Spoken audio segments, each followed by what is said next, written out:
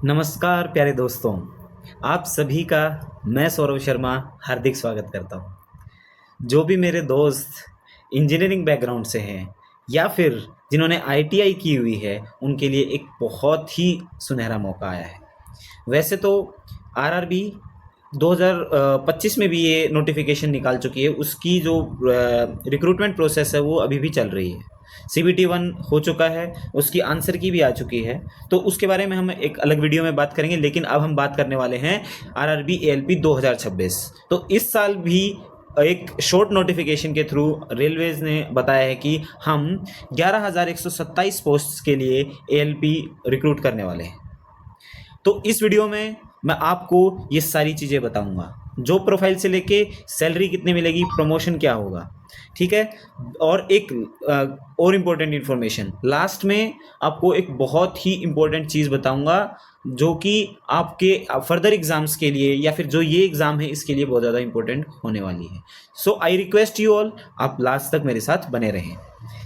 तो सबसे पहले हम देख रहे हैं यहाँ पे कि इंडियन रेलवेज ने एक शॉर्ट नोटिफिकेशन निकाला है। अभी कंप्लीट नोटिफिकेशन नहीं है, एक शॉर्ट नोटिफिकेशन के थ्रू उन्होंने ये चीज़ बताई है कि हम असिस्टेंट लोको पायलट जो कि लेवल 2 में आता है, उनकी बेसिक पे 19,900 है। और ये आपका CEN centralized employment notification 1/2026 means जनवरी 2026 के अनुसार आपका नोटिफिकेशन आउट हुआ है। और जो एज काउंट की जाएगी 1 जुलाई 2026 को काउंट की जाएगी, और एज होनी कितनी चाहिए, 18 से 30 साल के बीच। टोटल वैकेंसीज कितनी है, 11,127। जल्दी ही आपको जोन वाइज या रीजन वाइज आप कह सकते हैं कि मैं आपको वैकेंसी बताऊंगा। बाकी 17 जोन्स इसमें पार्टिसिपेट कर रही हैं, 17 या जितनी भी हैं, 1 2 3 4 5 6 7 7 या 21।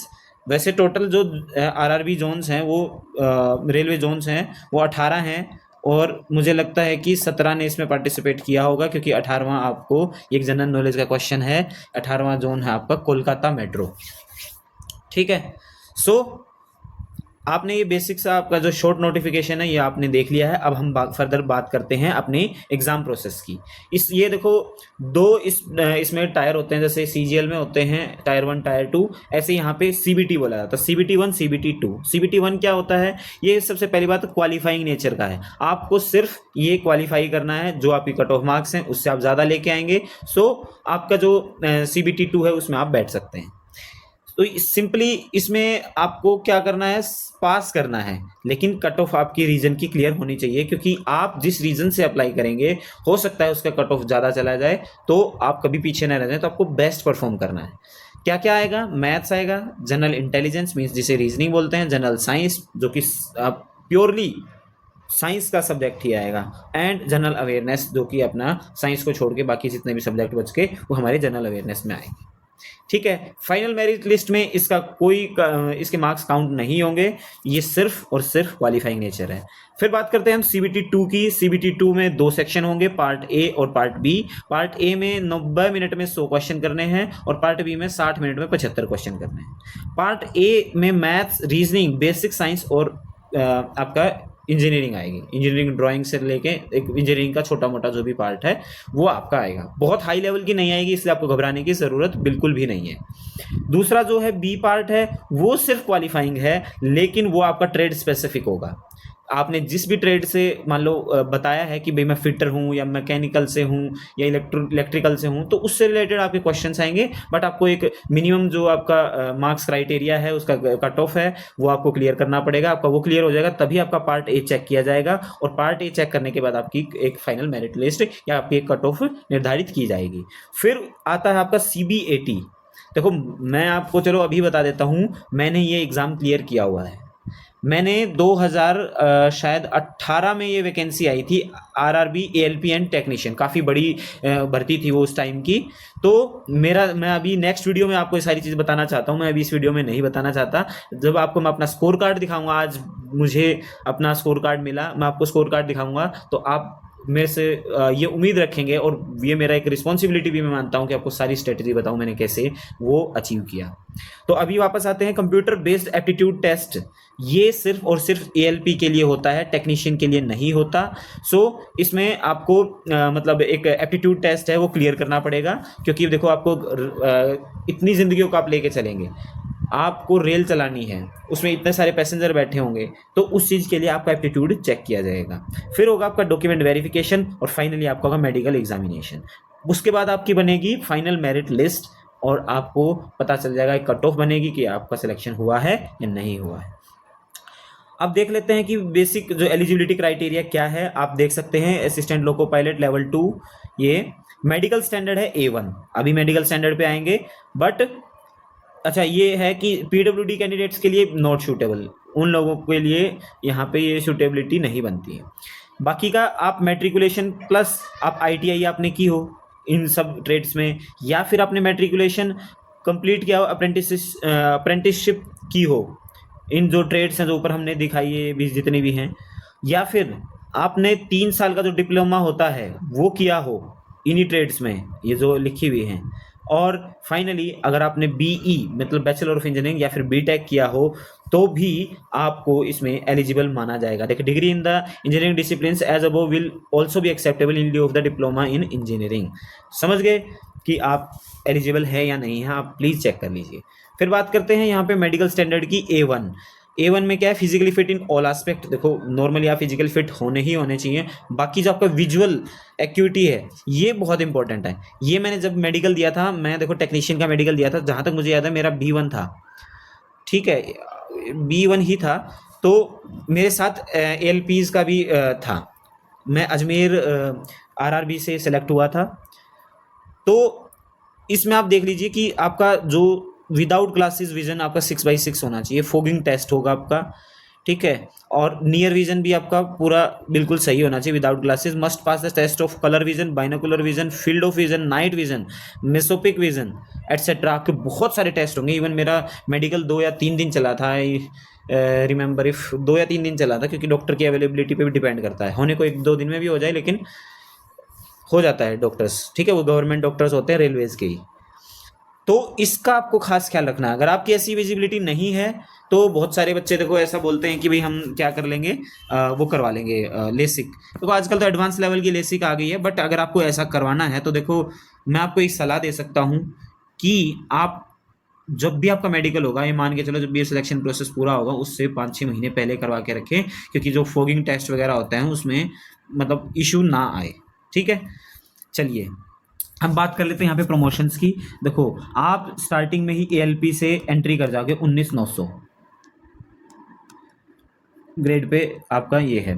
फिर आपको बनाएंगे senior ALPs, senior assistant loco pilot, ये आपका 2400 ग्रेड पे। अच्छा ये ग्रेड पे की बात कर देता हूँ मैं, ये आपका 1900 ग्रेड पे है, ठीक है 1900 ग्रेड पे, ये 2400 ग्रेड पे हो जाएगा। लेवल 4 लेवल 2 है, ये लेवल 4 हो जाएगा। उसके बाद आपको बना देंगे लोको पायलट गुड्स LPG, ये भी मेरे ख्याल से 2400 ग्रेड पे ही होता है। फिर आपको बना देंगे लोको पायलट पैसेंजर LPP, ये भी ये शायद 4200 ग्रेड पे होता है। ये देखो मुझे इतना ग्रेड पे इसका इतना एग्जैक्ट नहीं पता, लेकिन इतना पता है लोको पायलट गुड्स, उसके बाद लोको पायलट पैसेंजर, फिर लोको पायलट मेल या एक्सप्रेस या मेल। मतलब आप यहाँ पे पैसेंजर ट्रेन चलाएंगे, यहाँ पे आप गुड्स ट्रेन चलाएंगे पहले, फिर आपको जब एक्सपीरियंस हो जाएगा कुछ सालों का, फिर आप पैसेंजर ट्रेन चलाएंगे, फिर कुछ सालों का एक्सपीरियंस हो जाएगा, फिर आपको मेल और एक्सप्रेस ट्रेन हाथ में आपको चलाने के लिए दी जाएगी। इतनी सारी जिंदगियाँ आपके, अब इतना रिस्पॉन्सिबिलिटी भरा काम है। उसके बाद फिर आपका कोई ADE करके ग्रुप B गजेटेड ऑफिसर का है शायद, ये प्रमोशन होता है, वहाँ तक भी आप जा सकते हैं।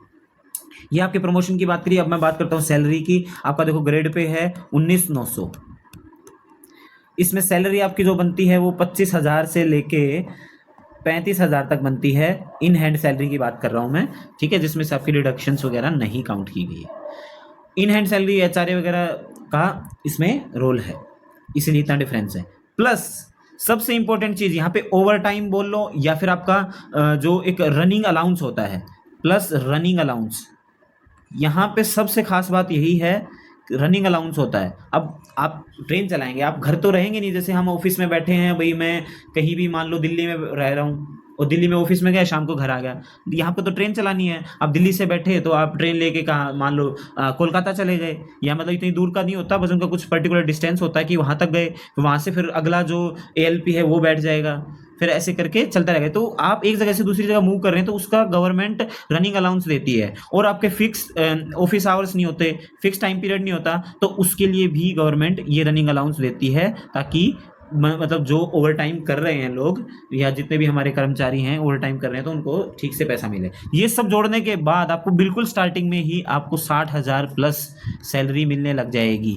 ये स्टार्टिंग की बता रहा हूँ, भले ही आपका लेवल कम हो, लेवल 2 हो, लेकिन जो आपकी इन हैंड सैलरी हो 60,000 प्लस होगी।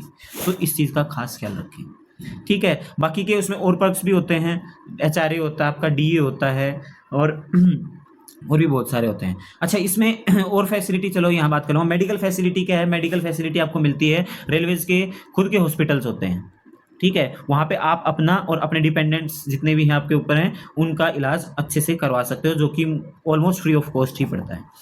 फिर अदर पर्क्स, जैसे आपको पास मिलता है, ईयरली पास मिलते हैं, 2 से 3 पासेस मिलते हैं, जिसमें आप जो आपकी एलिजिबिलिटी है उस अनुसार आप, जैसे स्लीपर का पास मिलता है या फिर थर्ड AC का, कुछ ऐसे पासेस होते हैं, वो आप अवेल कर सकते हो, आप घूमने जा सकते हो, ठीक है। उन पासेस को आपको फ्री में टिकट हो जाएगी, और आपका अलग से एक कोटा होता है पास का, तो आप अवेल कर सकते हो, ठीक है। ऐसी और भी बहुत सारी फैसिलिटीज़ हैं। आप ट्रेन में मान लो इधर उधर मूव कर रहे हो, आपका पास ID कार्ड है, तो आपके जो भी और दूसरे रेलवे कर्मचारी साथी हैं, लाइक जो हम TT बोलते हैं, वो लोग इस चीज़ को कंसिडर कर लेते हैं कि ये मेरा ही डिपार्टमेंट का बंदा है, तो वो कंसिडर कर लेते हैं लोकल जर्नीज़ के लिए, ठीक है। तो ये मैं एक बेसिक सी वैसी बातें बता रहा हूँ। अब ये तो आज की हमारी इस चीज़ से रिलेटेड बात हुई। अब लास्ट में अभी मैं जो बताने वाला हूँ कि मैं 2018 में ये दे चुका हूँ एग्ज़ाम, और उस एग्ज़ाम में मैंने जो स्ट्रेटजी अपनाई थी वो नेक्स्ट वीडियो में मैं आपको बताऊंगा। मैं अपना स्कोर कार्ड आप लोगों के साथ शेयर करूंगा, और मैं आपके लिए एक फ्री ऑनलाइन यूट्यूब कोर्स लेके आऊँगा, जो कि मैं आपको बताऊँगा कि वो क्यों इम्पोर्टेंट है, और आपका जितना भी जो सिलेक्शन है वो कहाँ किस चीज़ पे डिपेंड है, मैथ्स पे है, रीजनिंग पे है, और साइंस पे है, एंड इंजीनियरिंग पे है। देखो, मैथ्स और रीजनिंग जनरली बंदे कर लेते हैं, इंजीनियरिंग बैकग्राउंड से है तो आप कहीं ना कहीं ये भी कर लेंगे। बंदे को जो प्रॉब्लम आती है वो आती है साइंस में। तो अब साइंस को लेके मैं आपको नेक्स्ट वीडियो में बताऊंगा कि मैं क्या आपके लिए लेके आने वाला हूँ। So thank you very much आज की वीडियो देखने के लिए, और नेक्स्ट वीडियो के लिए आप जरूर मेरे साथ बने रहें। बाय बाय, टेक केयर, जय हिंद।